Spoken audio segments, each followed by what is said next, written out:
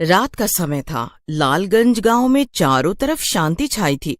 उसी समय अंधेरे में एक साया लालटेन पकड़े हुए जल्दी जल्दी कहीं चला जा रहा था। लेकिन जैसे ही वो गांव के किनारे पहुंचता है, उसे उसी समय पीछे से एक आदमी रोकता है और बोलता है, कौन हो तुम और कहाँ जा रहे हो? तुम्हें पता है ना इस गांव से रात में बाहर जाना मना है, फिर भी तुम जा रहे हो? उस आदमी की बात सुनकर साया पलटता है। वो साया कोई और नहीं बल्कि गांव में नया नया आया राजू बैंड वाला था। राजू बैंड वाला उस आदमी की बात सुनकर बोलता है, भाई साहब, आपने तो मेरी जान ही निकाल दी। भला ऐसे भी कोई रोकता है किसी को? मुझे रात में कहीं बैंड बजाने जाना है, मैं वहीं जा रहा हूँ। लेकिन उस आदमी पर राजू बैंड वाले की बात का कोई प्रभाव नहीं पड़ता और वो गुस्से में बोलता है, तुम कोई भी हो और कहीं भी जा रहे हो, इस गांव के नियमों के हिसाब से तुम रात में गांव से बाहर नहीं जा सकते, इसीलिए तुम्हें वापस जाना होगा। राजू अपने से लंबे और चौड़े आदमी को देखकर घबरा जाता है और वापस लौटने में ही समझदारी समझता है। अभी तो चलता हूँ, कल से दूसरे चोर रास्ते से निकल जाऊंगा। ये भीमसेन हर जगह थोड़ी खड़ा होगा। ऐसा कहकर राजू वहां से चला जाता है और अगली रात को दूसरे चोर रास्ते से निकल जाता है। ये गांव वाले भी कितने मूर्ख हैं, इनको कोई भी आसानी से मूर्ख बना सकता है। चोर रास्तों पर तो इनका ध्यान ही नहीं होता है। बेवकूफ कहीं के। और वो खली के जैसा दिखने वाला अपने आप को बहुत चालाक समझ रहा था।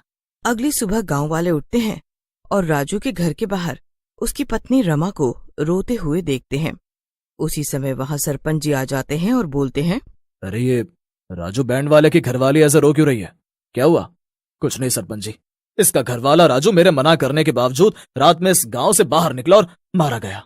ये तो बहुत ही बुरा हुआ भीमा, तुम्हें ध्यान रखना चाहिए था। तुम तो इस गांव के सबसे बलवान आदमी हो। मैं आपकी बात और गुस्सा दोनों समझता हूँ, लेकिन सरपंच जी, राजू किसी दूसरे चोर रास्ते से रात में चला गया और मारा गया, क्योंकि मैं तो मुख्य रास्ते पर ही पहरा देता हूँ। वो दोनों बातें कर ही रहे होते हैं कि तभी राजू के बूढ़े पिता रामलाल वहां आ जाते हैं और बोलते हैं, ये सब क्या हो गया सरपंच जी? मेरा बेटा कहाँ चला गया? उसे ढूंढिए ना, वो हमारा इकलौता सहारा था। अब हम आपके भरोसे हैं। रामलाल की बात सुनकर वहीं खड़े गांव के कुछ जवान लड़के, जिनके नाम सोनू और मणि होते हैं, बोलते हैं, चाचा जी, आप चिंता ना करो, हम गांव वाले मिलकर राजू भैया को ढूंढेंगे, क्योंकि अगर इसी तरह से गांव वाले रोज गायब होते रहे तो कुछ समय में इस गांव में एक भी आदमी नहीं रह जाएगा। फिर सोनू और मणि वहां से चले जाते हैं। मणि सोनू से बोलता है, सोनू भाई, आप गांव वालों से बोल तो आए हो कि लोगों को ढूंढोगे, लेकिन आपको पता है कि वो लोग कहाँ हो सकते हैं जो गायब हुए हैं? तुम्हारी बात में तो दम है, लेकिन मुझे न जाने क्यों लगता है लोगों को खो जाना जंगल में बहने वाली नदी से जुड़ा हुआ है। हम दोनों को उसी नदी के पास चलकर देखना चाहिए। फिर दोनों उस नदी के पास जाकर खड़े हो जाते हैं। दोनों काफी देर तक वहीं खड़े रहते हैं। उसी समय रात हो जाती है। सोनू को भूख लग जाती है। वो मणि से बोलता है, अरे मणि, मुझे भूख लग रही है, मैं कुछ खाने को देख कर आता हूँ। अगर तुझे यहाँ डर लग रहा है तो तू भी मेरे साथ आ सकता है। क्या बात कर रहे हो आप सोनू भाई? भला मैं क्यों डरने लगा? आप जाओ और कुछ खाने को लेकर आओ, मैं यहाँ इस जगह पर नजर रखता हूँ। फिर सोनू वहां से चला जाता है और मणि वहीं नदी के किनारे खड़ा होकर उसका इंतजार करने लगता है। थोड़ी देर बाद ही नदी में हलचल होने लगती है। अरे बाप रे, ये नदी में इतनी हलचल क्यों हो रही है? कहीं इस नदी में मगरमच्छ तो नहीं है? मुझे थोड़ा पीछे खड़ा हो जाना चाहिए। ऐसा कहकर मणि पीछे हो जाता है। उसी समय नदी में से एक बड़ा सा पंजा निकलता है और मणि को पकड़ लेता है। मणि डर के मारे जोर जोर से चिल्लाने लगता है, बचाओ सोनू भैया, बचाओ, ये हाथ मुझे नदी के भीतर खींच रहा है, मुझे बचाओ सोनू भैया। उसी समय सोनू भी वहां आ जाता है और यह दृश्य देखकर सुन्न हो जाता है। हे भगवान, ये सब क्या है? ऐसे तो ना कभी देखा ना सुना, इतना बड़ा हाथ। लगता है इस नदी पर कोई शैतानी साया है। फिर सोनू वहां से चला जाता है और एक पेड़ के नीचे परेशान होकर बैठ जाता है। उसी समय वहां पर एक साधु आते हैं।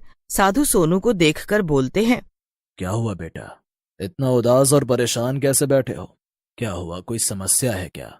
बाबा, आप यहाँ से जाओ, आप मेरी समस्या को नहीं सुलझा सकते। मेरे पास आपको देने के लिए कुछ भी नहीं है। बेटा, वैसे भी तू हम जैसे साधु को क्या दे देगा? हम तो साधु होते ही इस दुनिया को देने के लिए हैं। चल बता अपनी समस्या, शायद मैं तेरी कुछ मदद। सोनू को साधु बाबा की बातों में सच्चाई दिखती है और वो उन्हें रात को हुई दुर्घटना के बारे में बताते हैं। बाबा, अगर मैं रात में खाना लाने नहीं गया होता तो मणि की मौत नहीं होती। इस नदी ने गांव वालों के साथ साथ मेरे दोस्त को भी निगल लिया और मैं कुछ नहीं कर पाया। मैं अब गांव किस मुंह से जाऊंगा? तू परेशान क्यों हो रहा है बेटा? जो भी हुआ उसमें तेरा कोई हाथ नहीं था बेटे। ये सब तो उस चुड़ैल का किया धरा है। क्या कहा बाबा? चुड़ैल? तो मैंने जो हाथ देखा क्या वो चुड़ैल का था? मुझे कुछ समझ नहीं आ रहा है, जरा विस्तार से पूरी बात बताइए। तू सच्ची आत्मा है और छोटे बच्चे की तरह साफ दिल का है। तू ही उस चुड़ैल से मुकाबला कर सकता है और अपने गांव वालों और दोस्तों को बचा सकता है। बाबा की बात सुनकर सोनू हैरान हो जाता है और खुश होकर बोलता है, क्या कह रहे हैं बाबा जी आप? आपकी बातों से तो लगता है कि जैसे मेरे गांव वाले और मेरा प्यारा दोस्त मणि जिंदा है। क्या ये सच है? हाँ, ये सच है कि तुम्हारे दोस्त जिंदा हैं और खूनी चुड़ैल के चंगुल में है, लेकिन वो ज्यादा दिन जिंदा नहीं रहेंगे, क्योंकि आने वाली अमावस्या के दिन वो चुड़ैल उनको मार डालेगी। क्योंकि उसे लगता है कि अगर वो 100 इंसानों की बलि देगी तो वो अमर हो जाएगी। फिर तो बाबा मैं अभी जाता हूं और उस चुड़ैल से अपने दोस्तों को छुड़ा कर लाता हूं। मैंने इसीलिए तुम्हें प्यारा सा बच्चा बोला था बेटा, तुम उस चुड़ैल से अकेले नहीं लड़ सकते। तुम्हें अपने गांव वालों की मदद लेनी होगी। जाओ और अपने सरपंच को इस बारे में जाकर बताओ। फिर सोनू बाबा से आज्ञा लेकर गांव चला जाता है और सरपंच को बाबा के साथ हुई पूरी बात बताता है, जिसे सुनकर सरपंच बोलते हैं, अगर ये बात सही है तो पूरा गांव तुम्हारे साथ है। हम अपने गांव वालों को बचाने के लिए कुछ भी करेंगे। फिर सरपंच और सोनू गांव वालों के साथ मिलकर जंगल में चले जाते हैं। वहां उन्हें साधु बाबा ध्यान लगाए हुए दिखते हैं। सरपंच बाबा को पहचान जाते हैं और सोनू से बोलते हैं, अरे सोनू बेटा, ये तो बहुत बड़े संत हैं। ये तुम्हें कहां से मिल गए? इनके तो दर्शन से ही सारे पाप धुल जाते हैं। उसी समय साधु बाबा अपनी आंखें खोलते हैं और सोनू को पास बुलाते हुए एक त्रिशूल देते हैं और बोलते हैं, ये शिव भगवान का पवित्र त्रिशूल है। तुम इस त्रिशूल को चुड़ैल के माथे पर गाड़ देना। त्रिशूल लगते ही वो चुड़ैल मर जाएगी और गांव वाले उसके जादू से आजाद हो जाएंगे। जैसे ही सोनू त्रिशूल को पकड़ता है, वो साधु बाबा वहां से गायब हो जाते हैं। सरपंच जी, मैं अब उस चुड़ैल को बुलाने जा रहा हूँ। आप सब गांव वालों को लेकर छुप जाओ और जब मैं आपको इशारा करूंगा तब आप सब बाहर आकर चुड़ैल पर हमला कर देना। ऐसा कहकर सोनू नदी के किनारे जाता है और जोर से चिल्लाता है। सोनू के चिल्लाने पर नदी के पानी में हलचल होती है और वही खूनी हाथ बाहर आता है, लेकिन जैसे ही हाथ उसकी ओर बढ़ता है, वो पवित्र त्रिशूल को उस हाथ से छू देता है। जैसे ही वो उस हाथ को छूता है, हाथ जलने लगता है। साधु बाबा की जय हो, ये पवित्र त्रिशूल तो सच में बहुत ही ताकतवर है। जैसे ही हाथ जलता है, वहां पर एक देवता आ जाते हैं और सोनू को बोलते हैं, सोनू, तुम्हारा शुक्रिया।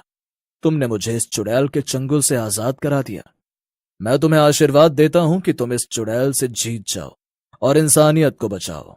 ऐसा कहकर देवता गायब हो जाते हैं। उसी समय चुड़ैल भी गुस्से में बाहर आती है और बोलती है, कौन है वो दुष्ट जिसने मेरे जादू को तोड़ा?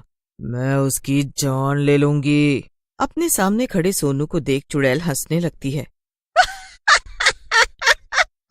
तो तू है वो जिसने मेरे जादू को तोड़ा? इंसानों की भी हिम्मत बढ़ गई है। चुड़ैल अपने जादू से सोनू को बांधने लगती है। ये देख गांव वाले अपने लाठी डंडों से चुड़ैल पर हमला कर देते हैं। सोनू चुड़ैल के चंगुल से आजाद हो जाता है। फिर सोनू चुड़ैल को त्रिशूल के माथे पर गाड़ देता है। अरे अरे मर गई रे, अरे मर गई। नास मिटो, तुम सबने मिलकर मेरे किए कराए पर पानी फेर दिया रे। हाय रे हाय, मर गई। चुड़ैल नीचे गिरकर मर जाती है और मणि और बाकी के गांव वाले चुड़ैल के जादू से आजाद हो जाते हैं।